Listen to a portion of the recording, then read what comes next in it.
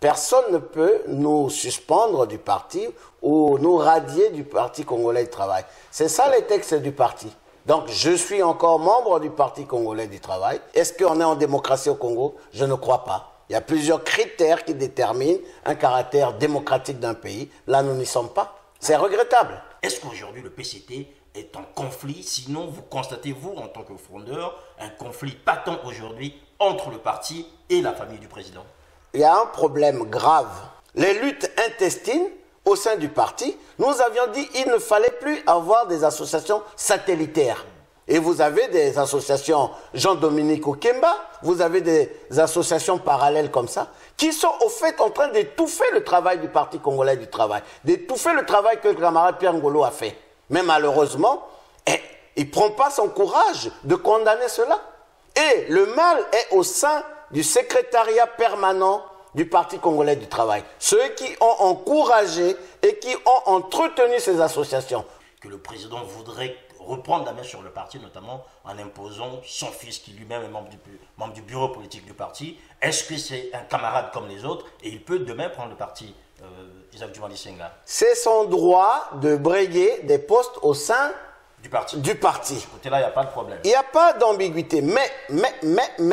Pourquoi aimer? Mais parce que quand on a assumé des responsabilités politiques, oui, gouvernementales ou à la tête de certaines structures de l'État, on doit rendre compte. Ben, ce ne serait pas le premier, Isaac Djoumani Senga. Aujourd'hui, des camarades qui ne sont pas fils d'eux, mais qui ont mené quand même ce pays-là vers l'état dans lequel nous connaissons aujourd'hui. Mais alors, lui, en tant que fils du président, devrait avoir plus de responsabilités que les autres camarades qui ont quasiment fait la même chose que lui. Mais dans ce cas-là, la chose est claire. On n'avait qu'à éliminer le ministère de la Santé pour le confier à l'association Perspective d'Avenir.